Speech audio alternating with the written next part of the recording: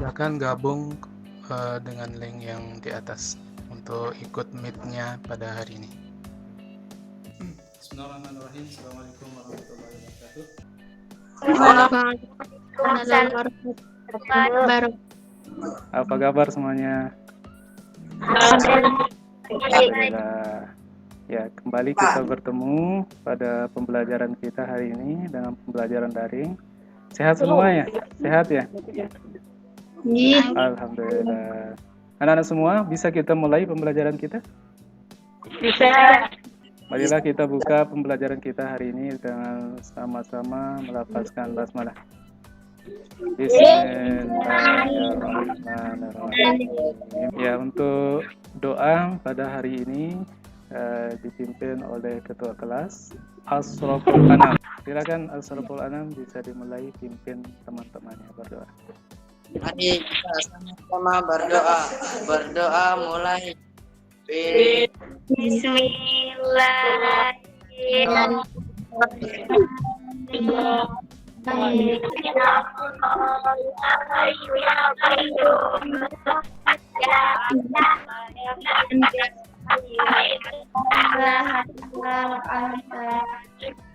Amin.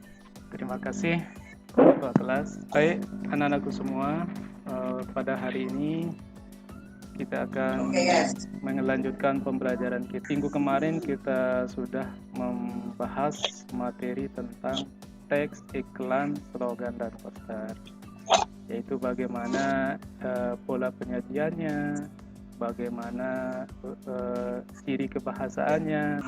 Ya. Nah, pada hari ini kita akan membahas materi kita, yaitu teks eksposisi.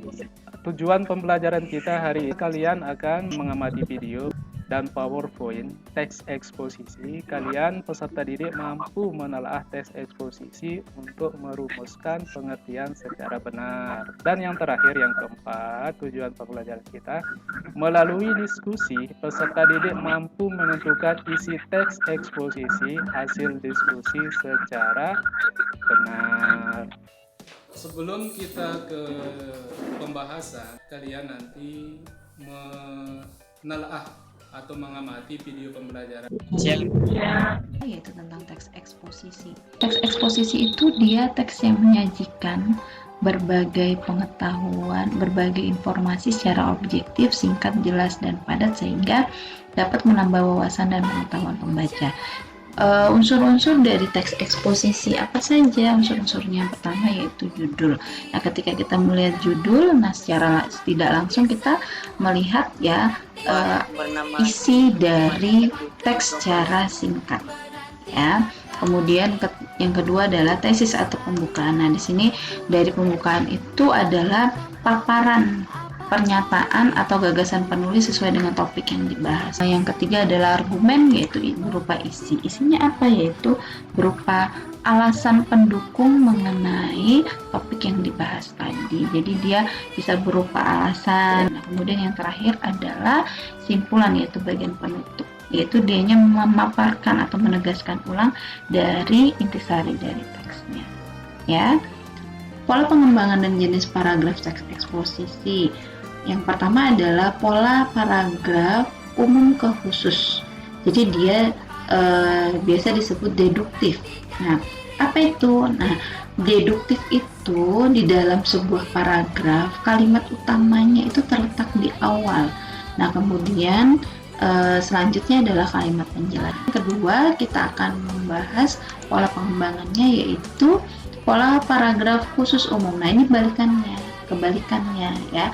Tadi dia umum dulu secara umum, kemudian secara khusus. Ini biasa dikatakan yaitu induktif. Nah, jadi dia uraikan dulu gagasan penjelasnya dulu di awal, kemudian diakhiri, yaitu dia seperti simpulan, tapi padahal itu adalah gagasan utama yang ada di bagian akhir. Yang ketiga adalah pola pengembangannya adalah pola paragraf campuran. Nah, kalau campuran di sini gagasan utamanya itu di awal kalimat dan di akhir. Baik, nah sekarang kita masuk di dalam KD-nya ya, kita mencari, menyimpulkan bagaimana. Nah, sekarang yang kita perhatikan yaitu, kita perhatikan judulnya dulu, karena judul itu adalah mewakili paragraf. Kemudian yang kedua, kita tentukan dulu gagasan utama setiap paragraf. Nah, jadi misalnya di dalam teks eksposisi tersebut ada 5 paragraf. Nah, berarti kita tentukan dulu paragraf 1 itu gagasan utamanya apa, paragraf kedua apa, 3 apa, 4 apa, 5 apa.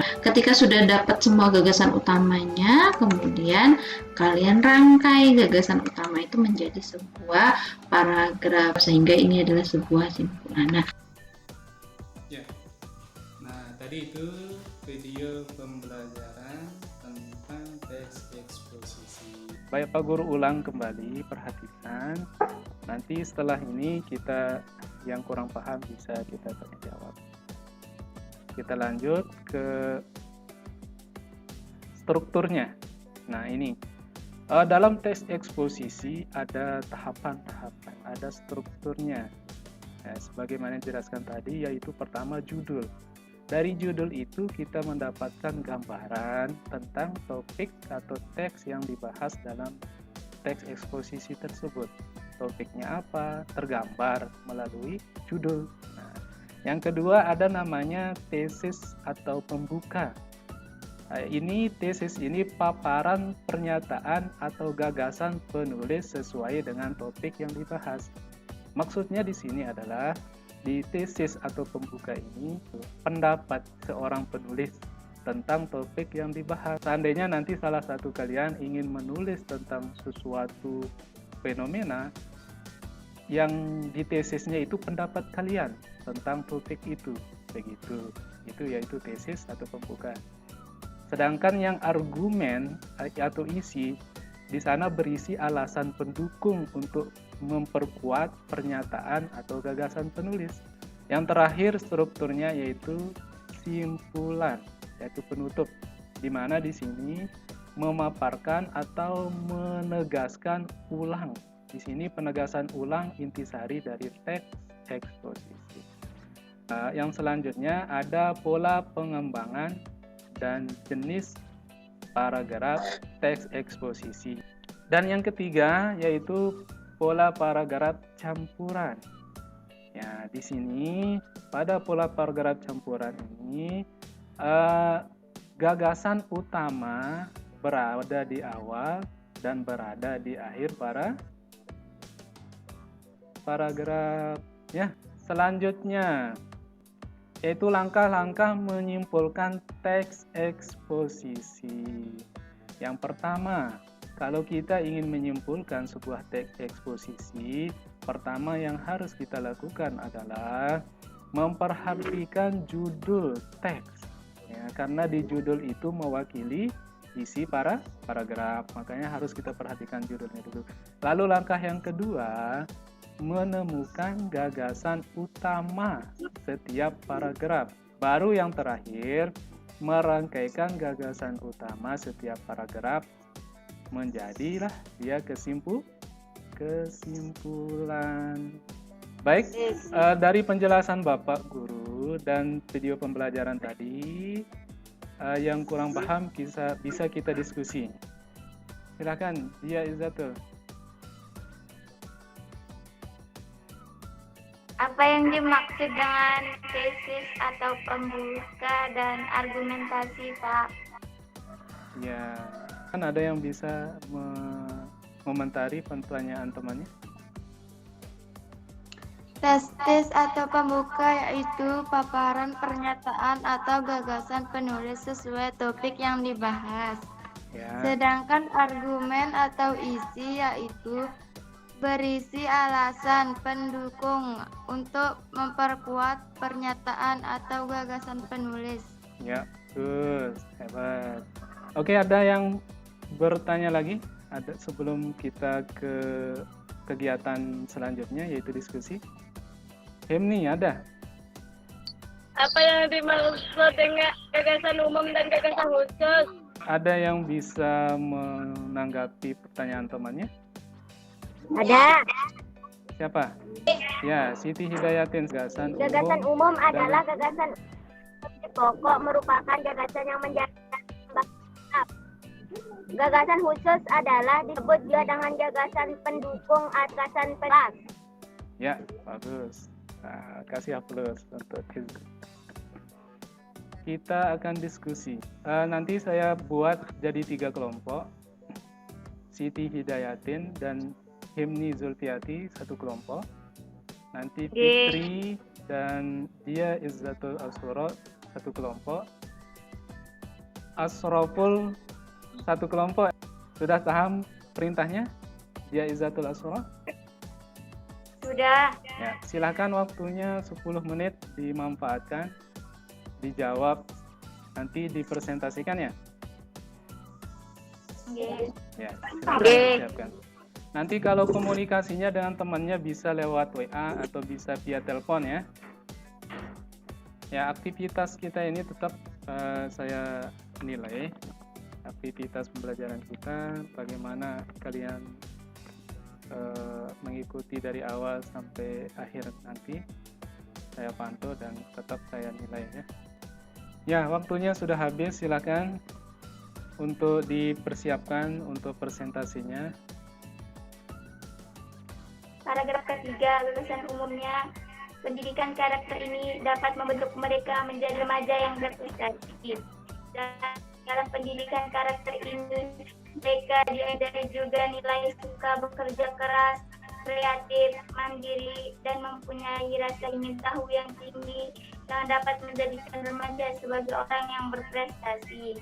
Kesimpulan teks eksposisi. Dengan demikian, nilai-nilai positif dalam berpendidikan karakter itu dapat membentuk remaja yang unggul. Luar biasa. Kasih aplaus untuk kelompok 2. Baik, luar biasa. Presentasi kelompok 2 tadi dan kelompok 1. Benar sekali. Penentuan gagasan umumnya dan kesimpulannya luar biasa. Sungguh tepat. Sudah tepat semuanya. Dari pemaparan presentasinya sudah benar semua. Kalau Pak Guru nilai dapat 100 semua.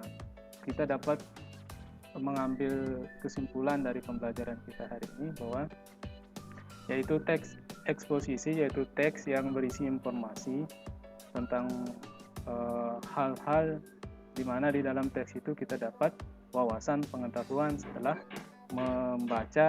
Nanti Pak Guru akan kirimkan melalui WA tugasnya, tugas individunya minggu depan bisa dikumpulkan melalui via WA ya kalau sudah selesai di WA. Oke, Pak.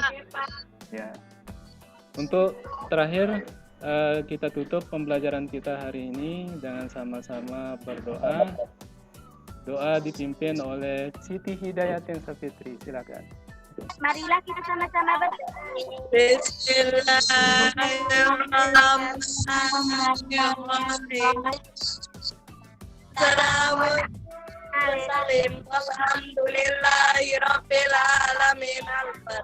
Mudah-mudahan pembelajaran kita hari ini bisa mendapat pengetahuan dan pemahaman kita.